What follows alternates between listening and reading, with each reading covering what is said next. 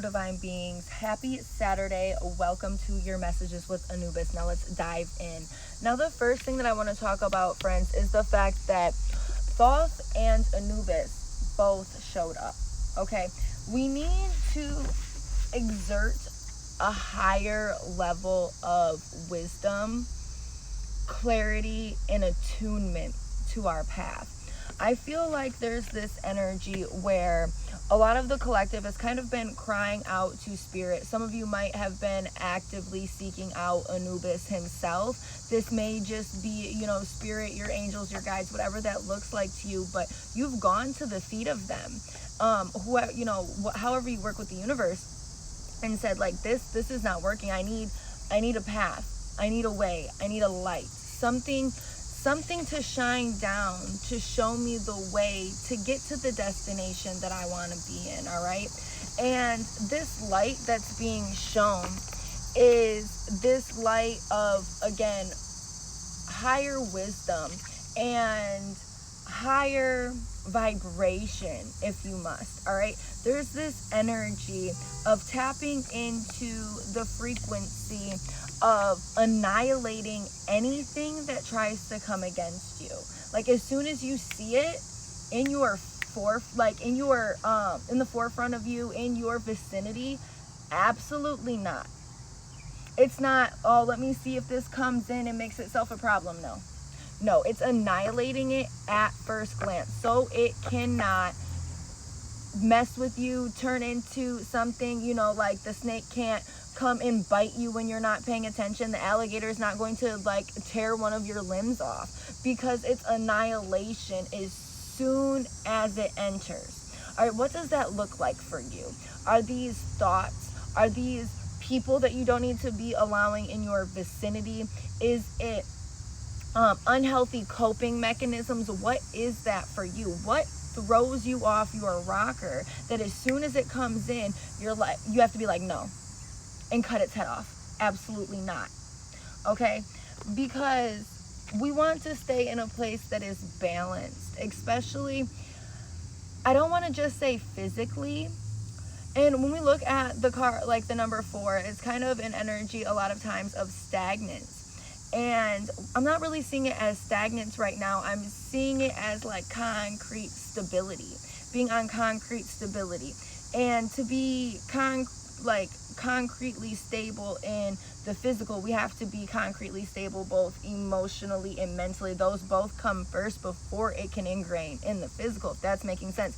That's why it's annihilation to anything that is causing you mental stress and also fiery emotions. We have to understand that this is the 7 of Wands and the 9 of Wands. This is things that make you angry. These are things that get you going. This is things that make you feel like you have to defend yourself or be on the lookout. All right, those are the things that you're not engaging with.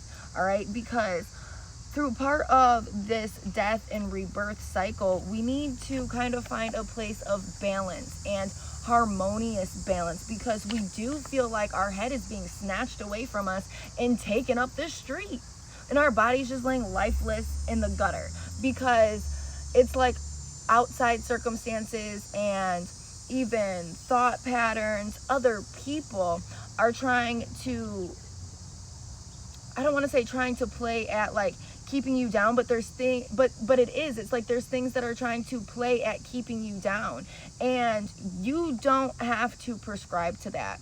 You are in charge of your own energy field, your own death and rebirth, your own transformation. We also have the 2 of Pentacles here, which is also indicating this energy that you feel like you've been juggling in the physical. Okay, we want to, again, balance that out and kind of come to a place that is more emotionally fulfilled. All right, more in the realm of happiness and feeling like we are aligned and that we have multiple cups to drink from, that we're not just drinking from the same empty cup that we can't even put a splash of water in. No, that you are actively being able to have your cups filled because you're balanced, because you're not engaging in things that's bringing you stress, that's making you feel frazzled on one end and making you feel like you have to watch yourself and protect yourself. And it's almost like this paranoid energy.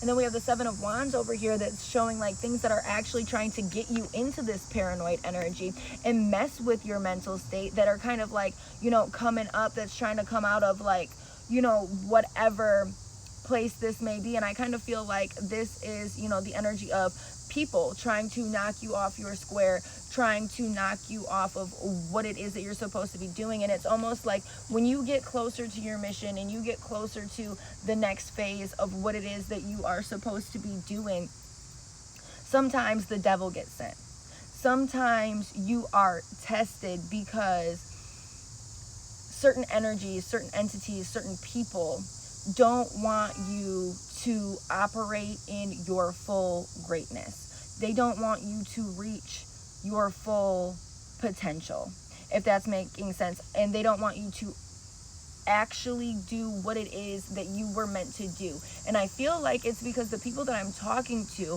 are here for great change, higher love and higher wisdom, to exert great change, and to even help people down a path that they have gone down and completed themselves.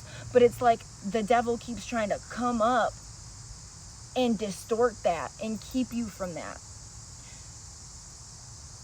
And now is the time to continue to go to the feet of your spiritual team.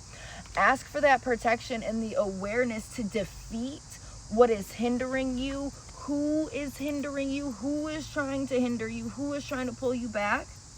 What that is, who that is, for the energy and the power to defeat that. Okay?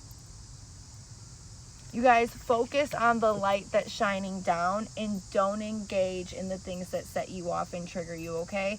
I love you all. I hope this message finds everyone that it needs to, and everyone has a great day.